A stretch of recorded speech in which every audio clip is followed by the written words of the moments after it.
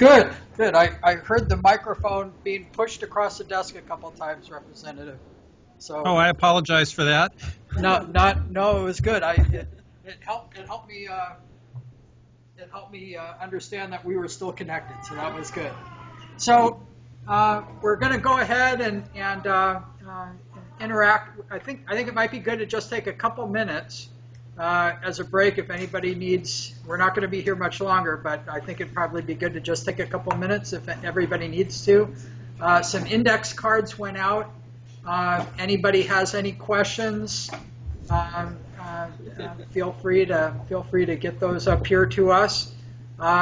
George, I can see the people who are running around the corner to the restroom,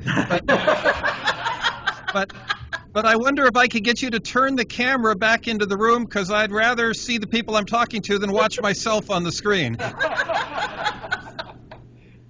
Very good. We have the technology to do that, Representative. So, excellent. Thank you. And interesting, and I don't know what your thoughts are, but and first of all, I mean, my great thanks to the panel. I mean, Suzanne and Steve and Brigitte, just absolutely wonderful.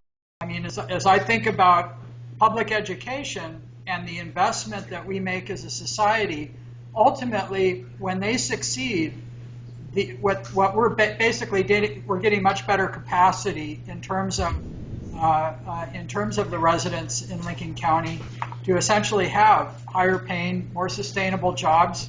And when they do, when they are successful with their careers, that's additional tax base, that's additional tax revenues for Lincoln County.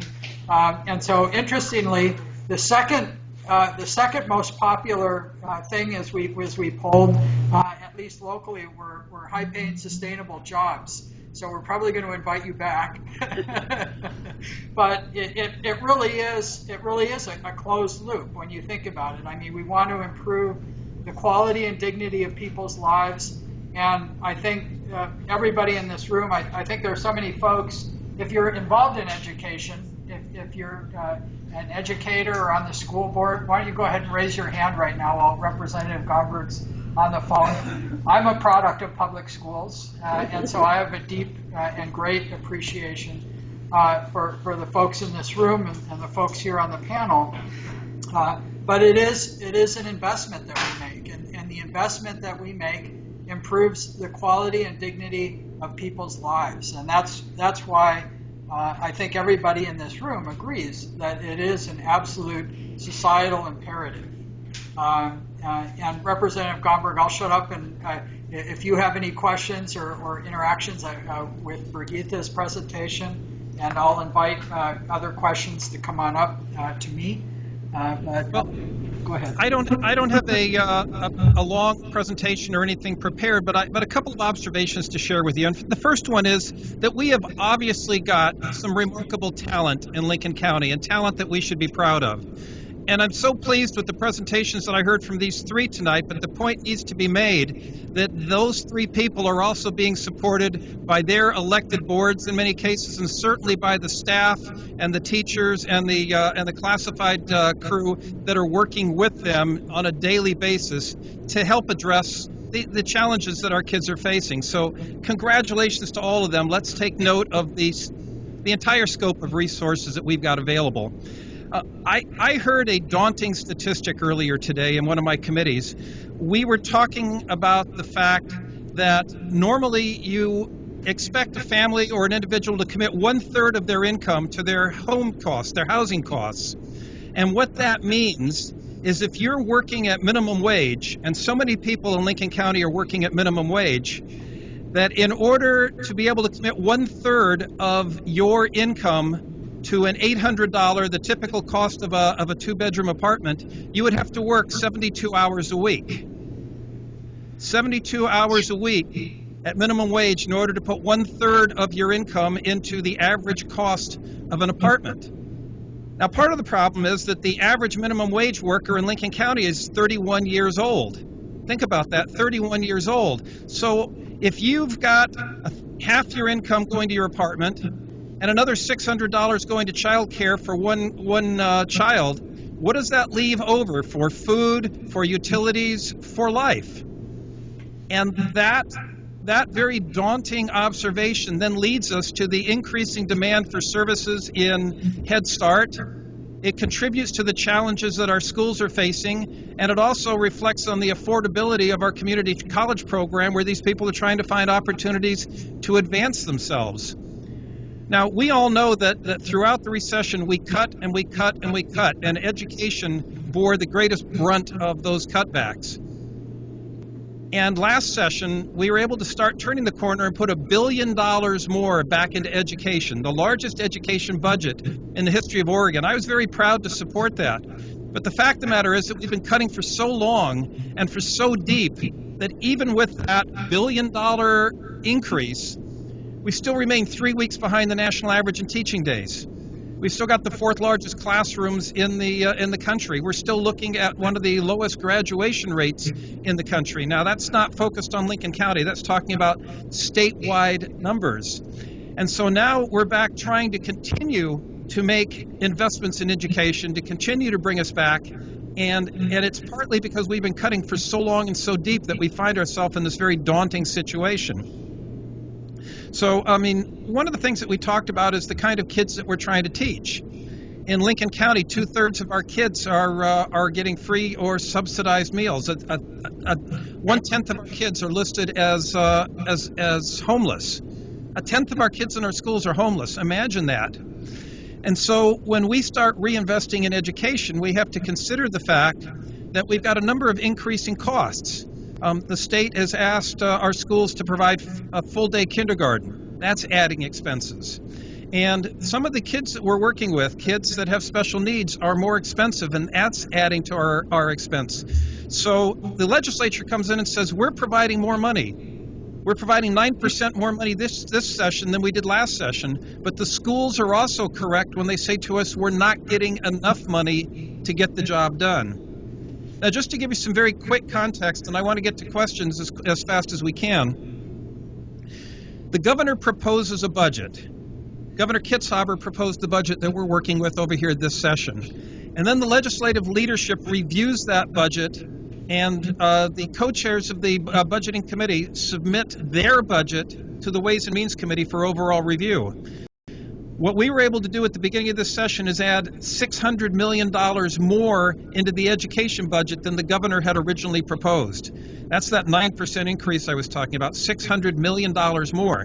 Now that means money that we were taking out of other programs in transportation, in economic development, in criminal justice, and in transportation. Those are dollars that we cut out of those programs to support education. And I was pleased to see us do that. But now we're looking at how we can provide more money in this second stage that I talked about earlier, when we come back in May and find out how much revenue we've got and whether we can increase revenues or reduce costs in other programs to get education, K through 12, to that $7.5 or $7.8 billion they were asking for. That's going to be a challenge, but we're committed to pursuing that. And I'd be happy to talk about where the revenue comes from or where the cuts come from. But I think what we should do is take some time to answer questions from folks in the audience.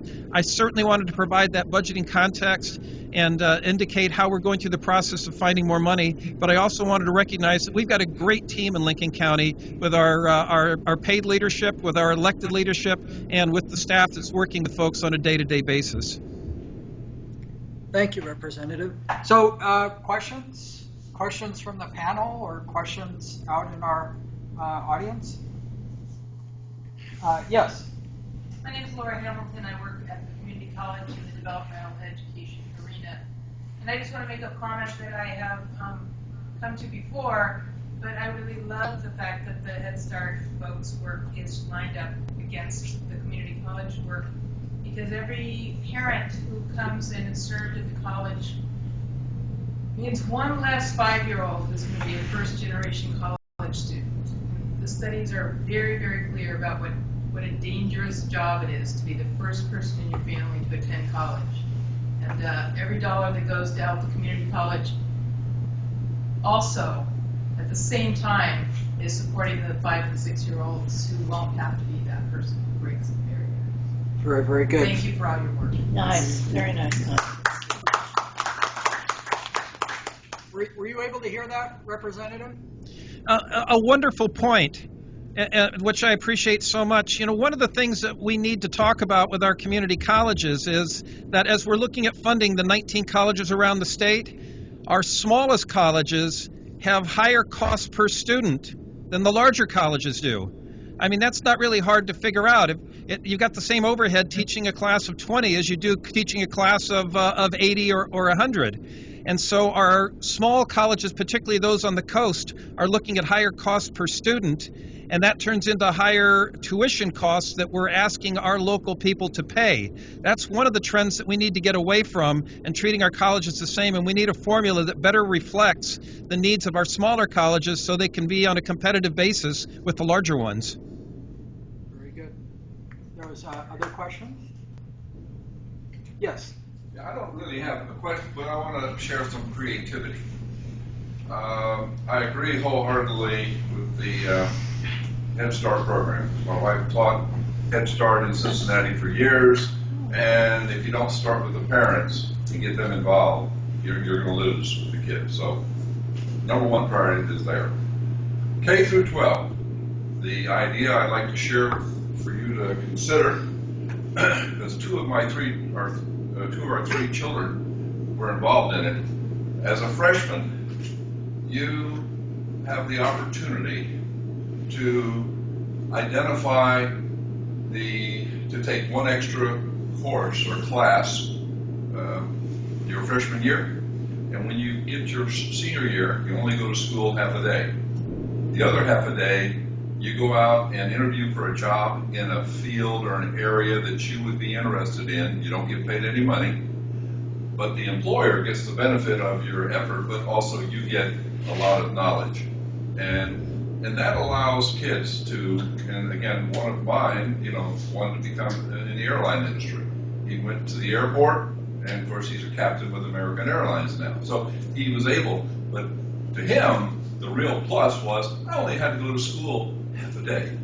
and as it turned out, in his senior year, the second semester, he actually was put on the payroll.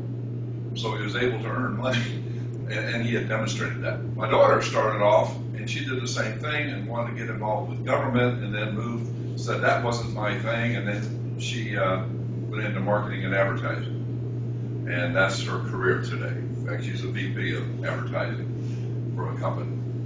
So for there's a way to energize kids of where their interests may be, but they don't need to make that decision until the senior year.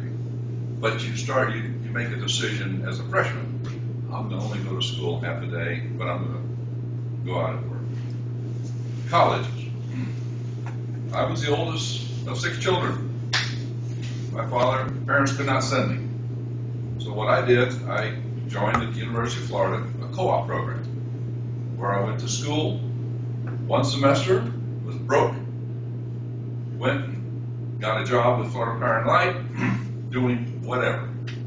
But I got some hands-on experience, I earned some money, and then I went back to school. So it took me 5 years to get my engineering degree.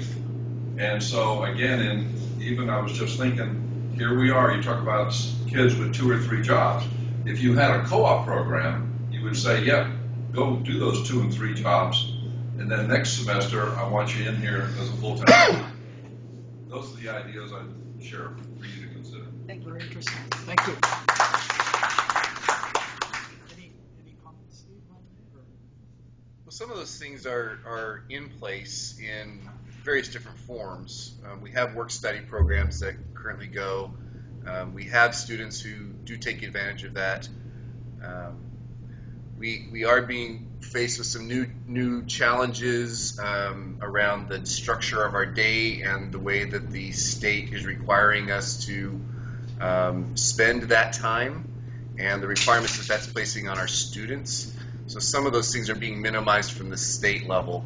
We do everything we can to maximize exactly those type of efforts that you're talking about.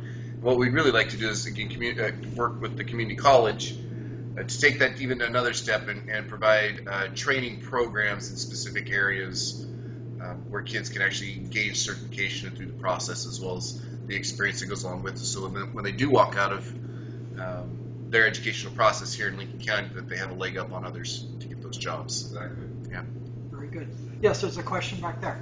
I was wondering, I have watched from a distance the improvement in getting kids prepared for the actual college application, parents prepared, what all that means, because it's quite rigorous, especially if you haven't gone or your kids haven't gone.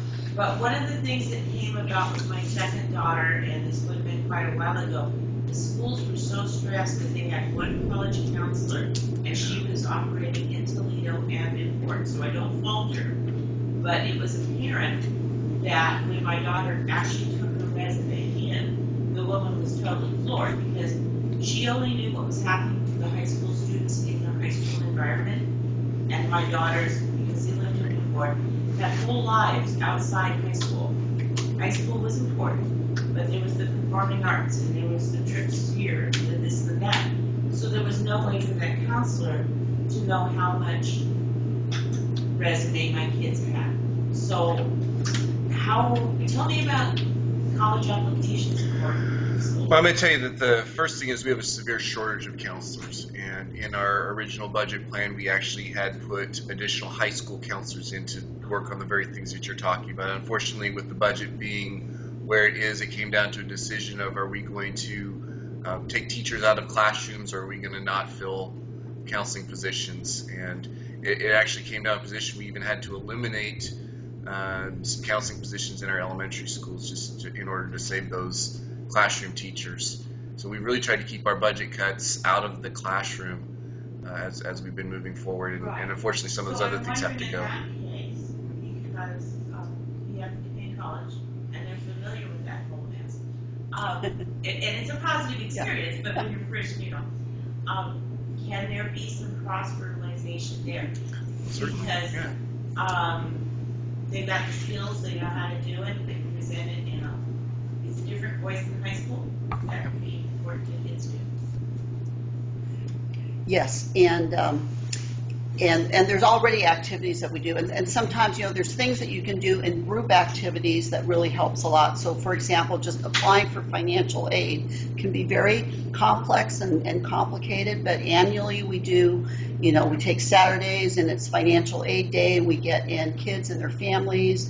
We can do that in a bilingual way as well, and all of that, and then also transfer events where we bring in bring in representatives of the various universities, and so they can come and complete their, we always say, well, do your application for Oregon Coast and what other places that you want to do as well, and those kinds of things. So absolutely, that's a really logical place for us to be working together. I mean, we want to have really every high school senior, before they leave, to complete that January, they should have their college applications done, and that's something we can work together to ensure that happens. Even if they're not sure that they're going. So. Yes. Hi, I'm Liz Martin. And I just wanted to tell you that I'm involved in the Aspire program at the Newport High School, and I have been for the last 8 years. And I've worked with over 25 kids, helping them from as early as their sophomore year, junior year, senior year, all the way through the college application process, writing resumes, financial aid. So it's a volunteer program. I'm not sure how many people we have right now, but I imagine there's probably 20 different parents and community people that have come in and are helping students. And so your volunteer program is backfilling the lack of exactly. It has been for a long time, yeah. Yeah, and it's very rewarding for me as well as my students. And they're not everyone's meant to go to college. Not all going to college. We're showing them the different opportunities that are available. So it's amazing. And we probably have 100 kids in the program right now. And so it is a community-born success program. Thank you. Before I get into trouble, because poor Steve, at our last event, he was ready to go. We were going to toast the fact that voter was signed in, and which is really wonderful for the state of Oregon. I mean, any opportunity, again, not Democrat, not Republican, but any opportunity to essentially bring more people in to express themselves, to not be disenfranchised through voting. Steve was all ready to go with a celebration, and I totally blew it. So before I blow it again, Steve has.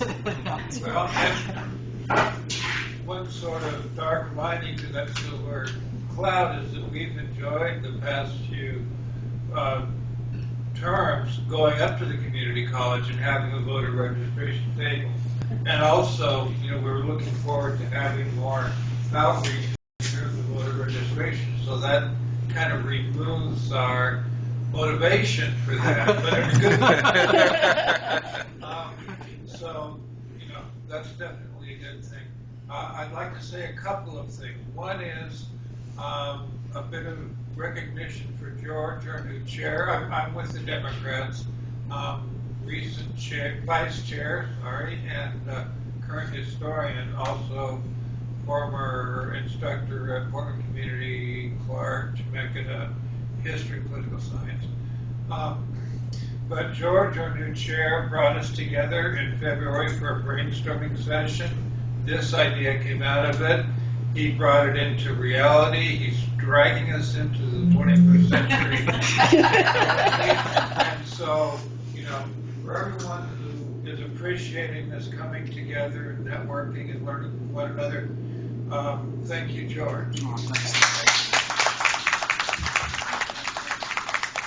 The other thing, we've got another project that's just in the idea phase, but we want to let people know and get involved, if you care to. We're going to have a contest, an essay contest for students. And George added the idea of also having a media or, internet-based, YouTube, whatever, contest for students with cash prizes. We're still working on the amounts, but we're pretty sure they'll be enough to be, motivational. And so we're still putting it together. People who want to be involved, collaborate in the guidelines, the timelines, all that sort of thing. We want to bring them into that.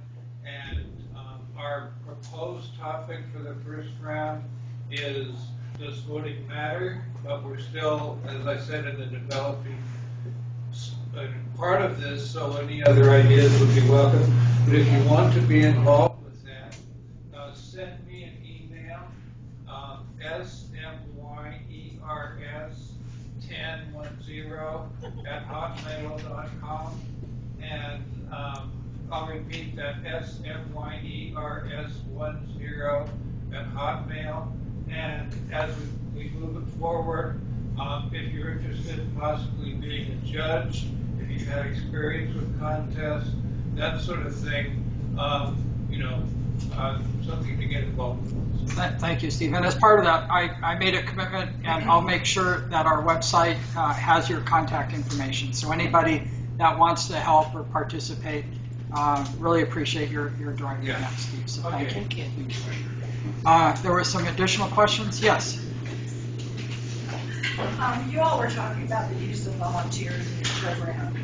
And I think as you're collaborating, which you've done tonight, which is outstanding, if you all could come up with a list for the community, there's so many resources out here for redirection. Not retired. We're not retired. We're redirected. But if you could come up with a list and publish it, I talked at length with our principals and said, we'd love to volunteer. Where do you need us? Oh, just come in. No, we need to know specifically what you need. So add that to your list of things to do, but if you can collaborate at each level, how we can be helpful to you. Thank you. That's great. That's excellent. I mean, absolutely. So I mean, there is people that are willing to commit themselves to something that's incredibly important for the county and to impact young lives, making sure that people can essentially be engaged in a way that makes sense, so they can be productive as quick and add value as quickly as possible is really important. So thank you. Get it in the newspaper. I know the newspapers would be happy to publish it. Volunteers needed, and here's the needs. Spell it out. Very good. I think we have time for maybe one more question. Yes.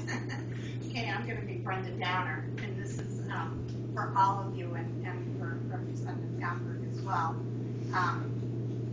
Is it really all about money?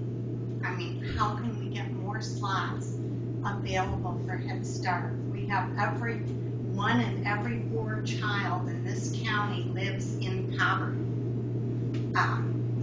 That's huge. And if we don't address it early on, exactly as you were saying, it's going to stay static or get worse. So, how can we do that? Money's always the issue. For the district and the community college, expanded options, again, because of the demographics of our county, has been really a huge asset for many of our students. Otherwise, they couldn't go to community college. Even with financial aid, they don't have the resources and the support and the family knowledge to get them into college. Again, that's something that I know you're looking at right now because of budgetary constraints.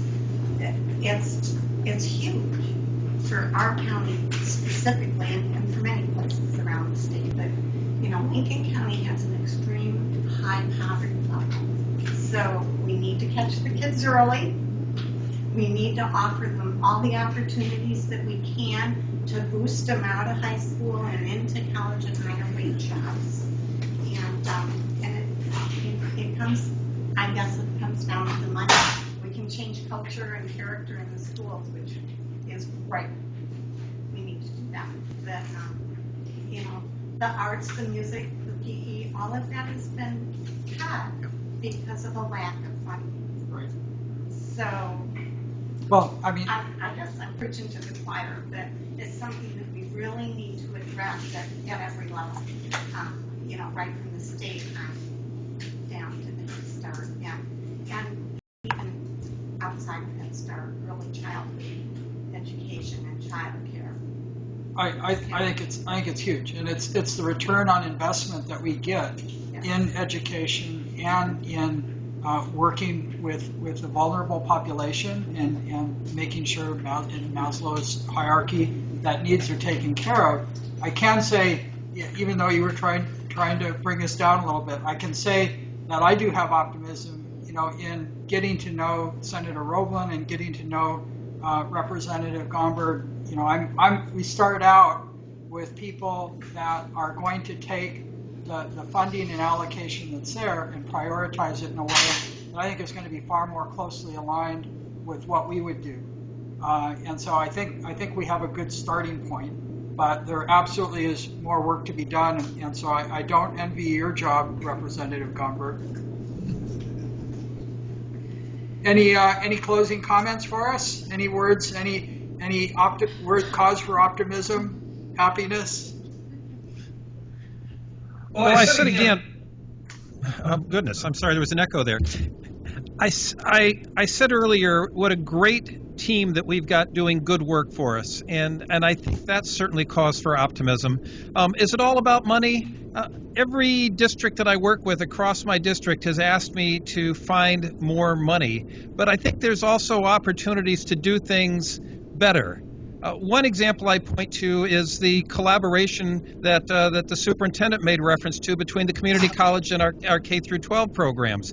And if a kid who is a senior in our high schools has got some extra time, I can't think of a better place to spend that time than around the corner at the community college in expanded options and dual degree programs, which is going to get that kid who may be the oldest in their family and a family that has not had college opportunities and get them sitting in a college classroom and getting high school credits for doing so, but getting that college experience and getting some college credits and moving them on their way toward a stronger, more sustainable future. I think that there's all kinds of opportunities. That's just one of them. I just think that we have to look harder at how we do these kinds of things.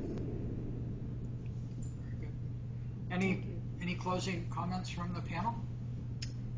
Just thank you. Thank you. Yeah. Well, thank you. Yeah. Thank you.